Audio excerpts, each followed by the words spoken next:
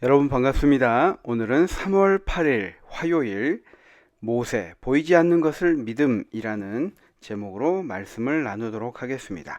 우리 다 같이 기도하겠습니다.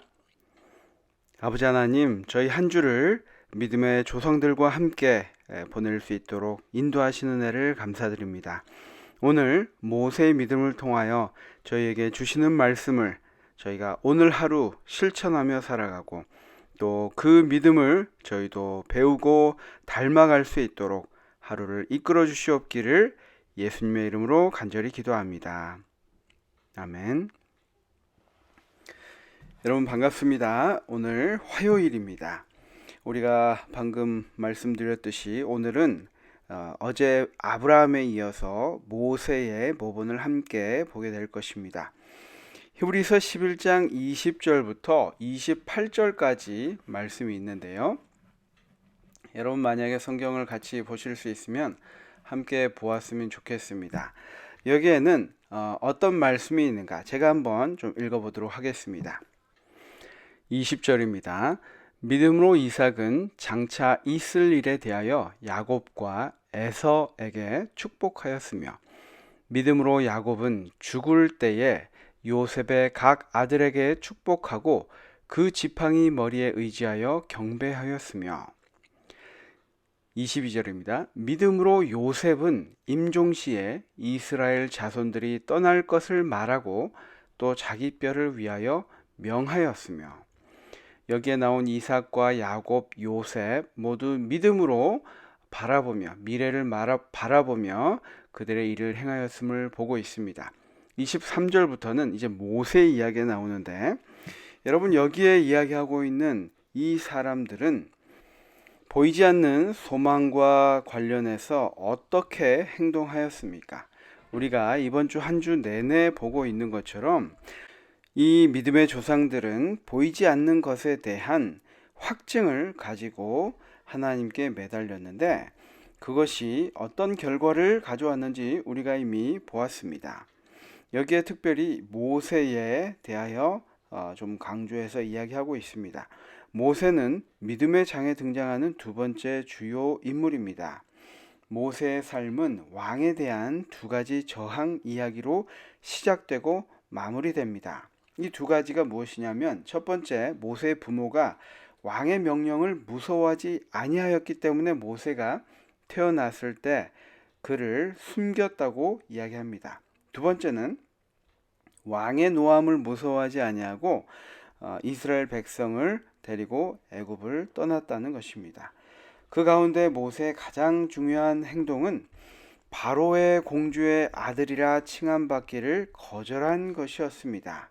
그가 왕이 될 수 있는 그 자리를 이스라엘 노예의 지도자가 되기로 선택한 것입니다. 모세를 입양한 어머니를 가리켜 바로의 공주라고 성경에서 언급한 것은 그가 바로의 후계자가 되기로 예정되었음을 이야기하고 있습니다. 하지만 모세는 난민이나 다를 바 없는 이제 갓 해방된 노예들의 지도자가 되기 위해 당대 가장 강력했던 국가의 통치자가 되는 길을 기꺼이 버렸다는 것입니다. 우리가 성경의 내용을 깊이 있게 보지 못할 때는 모세가 우연한 계기에 사람을 죽이게 되고 그것을 피하여 도망을 간 것으로 생각할 수가 있는데 이 부분에 대해서 화인 여사의 말씀을 토대로 해서 보면 우리 교회 주석에 이런 내용이 있습니다. 한번 참조가 될 것 같아서 함께 좀 읽어드리고자 합니다. 거룩한 기록은 모세의 생애 중 거의 30년을 침묵 가운데 뛰어넘는다. 그렇죠. 어린 시절에서 바로 이 40대까지 넘어왔으니까요. 그 다음 기록된 사건은 그가 40세가 되었을 때 일어난 일입니다. 그의 청소년기는 왕궁의 교사들 아래서 보냈는데 그들은 그에게 애굽 사람의 학술을 다 전수해 주었습니다. 그 교육 중에는 어떤 것은 사제들에게서 어떤 것은 군대 지휘관들에게서 받게 되었는데 대개 그러한 것은 왕자들에게 주어지는 훈련이었습니다. 모세는 말과 행사가 능하였기 때문에 그가 외국으로 중요한 군사 원정들을 이끌었다고 추측할 수도 있을 것입니다. 그의 외모나 복장이나 언변 그리고 행동은 완전한 애굽인이었을 수도 있지만 그가 자라났던 부모님에게 받은 그 성품과 종교 그리고 충성심에서는 히브리인으로 남아 있었습니다. 그래서 여기에 더하여 모세가 철두철미한 애굽 사람이 되든지 아니면 멸시받는 동포들의 편에 서든지 이제 결정해야 되는 때가 이르렀다는 것을 암시하고 있습니다. 그래서 그가 생의 한 시점에서 그 결정을 하게 될 때에 이 사건이 있기 전에 벌써 그는 하나님의 백성과 함께 고난받기를 결심하고 자신이 이 임무를 위하여 택한 사람이라고 생각했던 것으로 보입니다. 사도행전 7장 23절과 25절의 말씀을 보면요. 그래서 그러한 마음을 가지고 준비를 하던 중에 그 형제들에게 나아갔다는 것입니다. 그러니까 그 사건 있기 전에 그는 그러한 결심을 이미 하였다는 것이죠. 그는 자신이 마침내 궁정과 그 죄악의 낙을 떠나서 앞에서 언급한 것처럼 모세가 궁정에서 받은 교육들은 제사장, 우상을 섬기는 제사장들과 군인들과 그 가운데서 행해지는 쾌락과 그 모든 것들을 볼 때 내가 믿는 하나님 그분을 첫째로 모시고 살아가는데 이 궁정이 적합한 곳이 아니었음을 그는 알고 있었습니다. 그리고 그 유혹들에 자기가 익숙해져 간다는 것을 또한 깨달았을 것입니다. 그래서 그 궁정의 죄악의 낙을 떠나서 왕위의 계승자가 될 전망을 포기하고 담대하게 그의 압제받는 민족을 위한 투사가 되는 발걸음을 내딛었다는 것입니다. 사도행전 7장 23절에 의하면 모세가 상황을 살피고 계획을 세우기 위하여 고센 땅으로 갔던 것이 확실하다라고 우리 주석에선 이야기하고 있는데요. 그의 마음속에 애굽의 보좌에 대한 모든 권리를 포기했다는 사실은 그의 동기가 이기적이 아니었음에 대한 증거이다. 그는 오히려 그의 민족에 대한 순수한 사랑과 그 압제자들에 대한 증오심으로 고무되었는데 그러한 사실은 이 성경에서 형제라는 말을 2번 사용함으로써 강조되어 있다라고 이야기합니다. 그러니까 이스라엘 백성, 자기의 동족에 대한 하나님께서 주신 그 순수한 사랑들, 그것이 모두 준비되어 있을 때 그는 실행에 옮기기 위하여 그곳에 이동하였던 것을 볼 수 있습니다. 다음 성경 말씀을 계속해서 보면 그리스도를 위하여 받는 수모를 애굽의 모든 보화보다 더 큰 재물로 여겼으니 이는 상 주심을 바라봄이라. 믿음으로 애굽을 떠나 왕의 노함을 무서워하지 아니하고 곧 보이지 아니하는 자를 보는 것 같이 하여 참았으며 라고 성경은 기록하고 있습니다. 이 모세의 경험과 지금 히브리서 말씀을 받는 이 청중들과 어떤 점들이 유사한 점이 있는가 질문이 있죠. 154페이지입니다. 우리가 성경 말씀을 찾아보면 히브리서 10장 32절부터 35절인데요. 이 이스라엘 백성들도 이 예수님을 믿으면서 고난을 받는 사람들도 모세와 비슷한 이 처지의 경험을 하고 있기 때문에 바울은 이러한 권면을 준 것으로 보입니다. 10장 32절 말씀인데요. 전날에 너희가 빛을 받은 후에 고난의 큰 싸움을 견디어낸 것을 생각하라.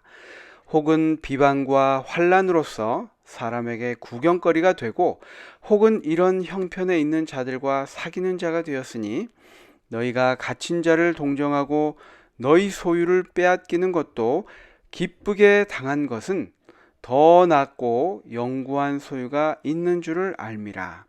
그러므로 너희 담대함을 버리지 말라. 이것이 큰 상을 얻게 하느니라 라고 이야기하고 있습니다. 여기에서 제가 중요하게 좀 말씀드리고 싶은 키워드가 있습니다. 그것이 무엇이냐면 시선입니다. 모세의 위대함은 그가 애굽 왕이 제시하는 것들 너머에 있는 하나님의 보이지 않는 약속을 볼 수 있었다는 데 있었다. 히브리서는 모세가 그렇게 할 수 있었던 이유를 그의 시선이 애굽의 모든 보화가 아니라 하나님께서 주시는 상에 고정되어 있었기 때문이라고 설명한다. 여러분, 이 시선을, 모세의 시선을 한번 보시기 바랍니다. 이 세상에서 누릴 수 있는 그 강대국의 다음 왕으로서의 그 부귀 영화를 하나님께서 주신 그 상보다 못하게 여기고 과감하게 버릴 수 있는, 그것이 바로 모세가 갖게 된 믿음이라는 것입니다. 우리의 시선이 어디를 향해 있느냐에 따라서 이러한 믿음을 갖게 되거나 아니면 세상에 더 좋은 것들을 추구하고 살게 되거나 둘 중에 하나가 될 것입니다. 하지만 우리가 이 세상을 살아갈 때 때로는 우리가 직접 만지고 누릴 수 있는 이 보화, 애굽의 보화가 더 크게 느껴질 때가 있는 것이 사실입니다. 하지만 모세, 또 아브라함, 우리의 믿음의 선조들은 하나님께서 우리에게 보여주신 그 약속, 그리고 그 놀라운 상급들에 고정되어서, 시선이 고정되어서 그것을 끊임없이 바라볼 수 있었다는 것입니다.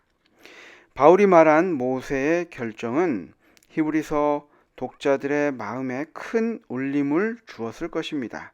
그들은 그리스도를 믿는 믿음으로 인해 당하는 비난과 모욕을 견뎌내고 있었기 때문입니다. 그들은 핍박을 받아 재산을 잃기도 했고 어떤 이들은 감옥에 갇히기도 했고, 이러한 것들이 마찬가지로 모세 역시 애굽이 주는 어떤 것보다 그리스도께서 주시는 상을 더 큰 것으로 여기고 애굽의 모든 보화 대신 하나님의 백성들과 함께 고난받기를 선택한, 어떻게 보면 그의 경험과 유사한 경험을 함으로써 그들에게 또 다른 위안과 큰 힘을 주었던 것이 사실입니다. 여러분, 우리가 믿음의 어려움으로 인해서 겪었던 일들이 우리의 삶 속에서 여러 가지 많을 것입니다. 그리고 지금 그 일을 겪고 계신 분들도 있을 것입니다. 우리가 때로는 그것들이 의심으로 다가올 때도 있을 것입니다. 하지만 로마서 8장 18절에 분명히 이야기합니다. 생각하건대 현재의 고난은 장차 우리에게 나타날 영광과 비교할 수 없도다. 여러분, 이 약속을 믿으시고 하나님께 온전히 믿음으로 나아가게 되시기를 간절히 바랍니다. 영광과, 장차 우리에게 나타날 영광과 비교할 수 없도다. 하나님께서 약속하셨습니다. 그리고 하나님께서는 정하신 그때를 분명히 이룰 것입니다. 그때까지 약속된 상급을 바라보면서 우리 믿음과 인내가 필요하다고 말씀드렸습니다. 첫째 날에요. 믿음과 인내로 우리 앞에 놓인 경주를 우리 해나가는 우리 모두가 되었으면 좋겠습니다. 우리 다 함께 기도하고 오늘 공부를 마치겠습니다. 감사하신 주님, 정말 세상에 많은 이 유혹과 또 부귀와 명예들이 우리 앞에 놓여 있다 할지라도 우리의 시선이 이 모세처럼 하늘을 향하고 주님께서 주신 그 상급을 바라봄으로써 무엇이 더 영원하고 소중한 것인지 깨달아 이 세상을 지혜롭게 살아갈 수 있는 저희 모두가 되도록 인도하여 주시옵기를 예수님의 이름으로 간절히 기도합니다. 아멘. 여러분, 오늘 하루도 힘찬 하루 되시고 또 내일 뵙도록 하겠습니다. 감사합니다.